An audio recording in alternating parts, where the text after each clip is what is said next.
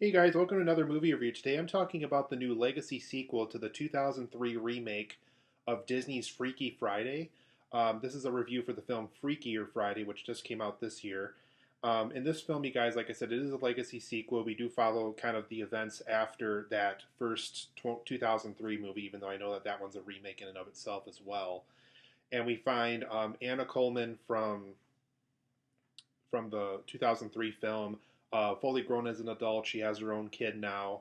And Tess Coleman, who's played by Jamie Lee Curtis, she's now a grandmother because, Lindsay Lohan's character now has a kid. And so over the course of this film, Lindsay Lohan ends up falling in love with this guy that she was kind of called in for this school emergency involving her daughter. And her and this one guy that also happens to be a single parent really hit it off right away. And so it even goes so well to the point where, like, about 6 months later after this event occurred, they already are considering marriage. And so things are kind of quickly falling apart with their family. Lindsay Lohan's daughter is really not getting along with her. They're really not on the same page. One of them wants to stay in Los Angeles. The other one wants to move to London with this new guy. And there's also the stepdaughter that he has, or soon to be stepdaughter for their family, because he had a kid from his previous marriage, and she doesn't get along with the Lindsay Lohan daughter at all. And so over the course of this film, there's a bachelor party that happens, or a bachelorette party, I should say, for Lindsay Lohan's character because she's about to get married. And there's this madam medium there who basically like a fortune teller, one of those like fake ones, and basically she warns Lindsay Lohan and Jamie Lee Curtis that something bad is going to happen to them if they don't change the way they're thinking about their life. And the same reading is read to both the Lindsay Lohan daughter and the upcoming stepdaughter. And so the following morning, not only did Lindsay Lohan and Jamie Lee Curtis switch bodies with somebody else, but also Lindsay Lohan's daughter and the upcoming stepdaughter are also in a new body as well. So all four of them have to figure out how to get their bodies back. How are they going to get it back in time, similar to the 2003 film, so that the wedding can take place without it getting too awkward. Um, and so they also have to figure out, what exactly about their life needs to change in order for them to get their original bodies back, and what exactly did the fortune teller mean that there might be upcoming trouble for them if they aren't changing their lifestyle. And so all this happens over the course of Freakier Friday, where a mother's trying to figure out things with her daughter, and a grandmother's trying to help this family kind of get back on track. While also the stepdaughter has to accept the fact that she is about to enter a family that she's probably not always going to agree with 100% of the time. And how is she going to fit into the picture? How is she going to become a part of the family? And all this happens over the course of Freakier Friday.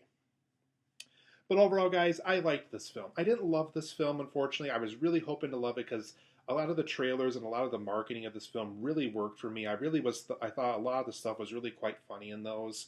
And I really do really like that 2003 remake from, years back, over 2 decades ago.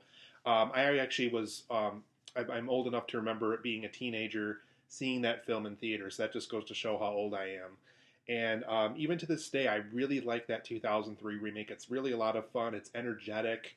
It has a lot to say about rock and roll music and all this other stuff.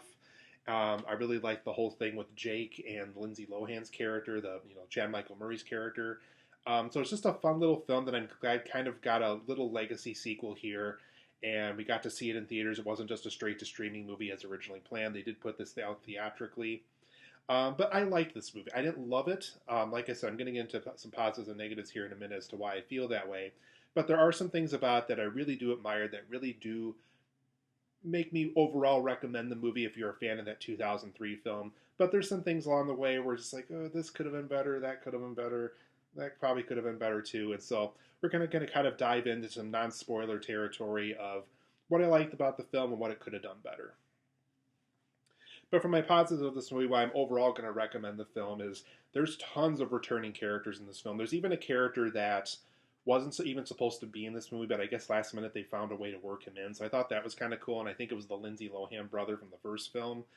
Shows up in a little small scene here in the later half of the film, but it's cool that they brought him back because I think the original reports were saying that he wasn't going to be in it at all. So it's cool that they actually got him into this movie. They got Jake back, they got the Pink Slip Band back. They have even Elton Bates, one of the teachers from the first film that Lindsay Lohan's character really did not like at all. They got him back in kind of a fun little villainous role, if you want to call it that. So tons of returning characters here. If you love that 2003 film in any way, shape, or form, if you're able to kind of piece together where some of those characters were from in that original movie, I think you're going to have a lot of fun here. There's just a lot of fun little things you can point out and nitpick about it as you're watching it, especially if you're a fan of that 2003 film and can really kind of trace down where all those characters originally came from. I also really admired Jamie Lee Curtis's energy in this film. It's just unbelievable to me that she's, in a much later stage of life. Obviously, she's been acting forever, ever since that original John Carpenter Halloween. But it is crazy to me that all these years later, she has even more energy than some of the young performers in this film, even more so than Julia Butters and Lindsay Lohan and all of them. And she brings such an energy to this film that's just so fun to watch. It's even one of those things where they could have given her the worst material to work with, but because of her energy, the way she presents it, the way she performs it as an actress, it just makes it even more fun to watch just because of the energy level she brings to some of this stuff. So I don't know if it's caffeine or what she brought to this, but she really brought an energy to this film that really made it even better than where the material was to begin with. So if you love that kind of thing that an actor or actress brings to a role, you're going to really like it in this movie because she really brings a sense of energy to this film that really is kind of off the charts fun. And there's even a blooper reel featured at the end credits that really just goes to show how just a huge ball of energy she is on set and stuff. So I thought that was really fun to watch. And I also thought it was great seeing her character back and still being a therapist and still kind of taking on the role of a grandparent and everything. So Jamie Lee Curtis is an absolute blast to watch in this movie. It also has a very fun 2003 vibe to it. It definitely feels like something that would have came out years ago and not something that we would get today. So I do like that aspect of the film, as it does feel like something from the past that kind of temporarily came back for this movie in particular. And it does have that fun 2003 high school life, rock and roll band kind of feel to it, just like that 2003 remake did. So if you like that quality of that earlier film, I think you're going to like the vibe that they go with here. It is a different director, but you can definitely tell they tried to keep that same vibe, that same tone from that 2003 film. And it's cool that this new director was able to kind of maintain that over the course of this new film. There's also a lot of body swap fun here. There's a scene where the girls that have, a swap body now, they're, I think one of them is Lindsay Lohan switches with her daughter and Jamie Lee Curtis switches with the future stepdaughter. And so what happens is, since they're now in younger bodies again, they just eat a ton of fast food, eat a bunch of junk food and dessert food and stuff. Kind of a fun little scene. It's kind of an extended version of a joke that happened in that 2003 film, for those who remember that with the McDonald's fries. But there's just a lot of body swap fun that happens here. There's also a lot of jokes revolving the future stepdaughter becoming Jamie Lee Curtis for a day and kind of how her body doesn't feel like it doesn't completely want to work and stuff like that. So there's a lot of body swap fun in this film that I thought was pretty funny for the most part. So it was fun seeing that over the course of this film too. Julia Butters is also a very exciting new actress we're seeing in movies now. Loved what she did in The Fabelmans. I even loved what she really did with Once Upon a Time in Hollywood, her small role in that when she's on the Western set with Leo DiCaprio. But Fabelmans for sure is the film that I really remember her the most from because I really, really like that film. But she's very, very good here. She plays Lindsay Lohan's daughter. Brings a lot of energy and fun to the role. Definitely an actress I think we need to keep an eye out for because every time I see her in a project, it's always something that always seems really fun or energetic or really has a lot to say about something. So it's definitely a fun actress that we have on the horizon here. Hopefully she keeps landing great projects. But she was very good in this film in particular as Lindsay Lohan's daughter. Really brought into her in the role overall. And Lindsay Lohan, for the most part, still has it. It's just one of those things where I think she just needs a good solid break, move out of the country, get out of the Hollywood system for a little bit. So whatever kind of break she had to take to kind of get back on track with her acting career, I think it paid off. Because while I was watching this film, I almost kind of forgot that there was all those drug and alcohol and family issues she had over all those years ago. And it's just great to see her in a film where she's, really kind of brings it all again, really has a lot of fun, really kind of is the Lindsay Lohan we remember back from 2003 and the late 90s and all that other stuff. So it's great to see her come back. Great to see that she still has it. Great to see her in a fun film like this. And overall, too, the bright, colorful tones from that 2003 film are carried over here in a very good fashion. It does kind of have that teen purple pink diary kind of a feeling to it. It has kind of that, rock and roll pink slip band thing that we saw from the 2003 film carried over here in the really good fashion as well. So if you liked kind of the way that 2003 film looked, I thought they carried it over here in a very good fashion as well. But for my negatives of Freakier Friday, unfortunately, a lot of the story buildup in this film just leads to punchlines. It doesn't really lead to a bigger story arc of any kind. One really bad one of this is they kind of set up at the earlier part of the film that Julia Butters, the Lindsay Lohan daughter, has a passion for surfing. And really all they do with it, they don't really build her character on this in any way, but all they really do with it is use it as a punchline for this joke when Lindsay Lohan and the future husband are trying to get surfing lessons, and she happens to be really good out of it out of nowhere. And so it's just kind of a bad punchline thing that they do over the course of this film. And unfortunately, there's other examples of this, but I thought the surfing one I wanted to bring up in particular because it really was a very unfortunate thing where we were getting near the end of the film, I thought they were going to build off that in some way, but they really don't. And so it's just kind of too bad that certain story buildup has just led to punchlines and not really to story arcs or character development in any way in certain scenes.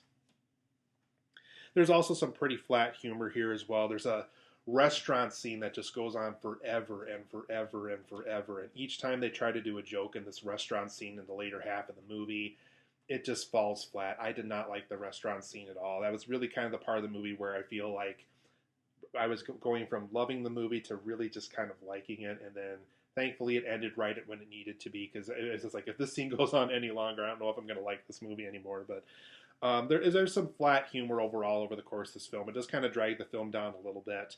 So I thought that specifically the restaurant scene really kind of drags the film down. And there's some flat humor every once in a while over the course of this film too.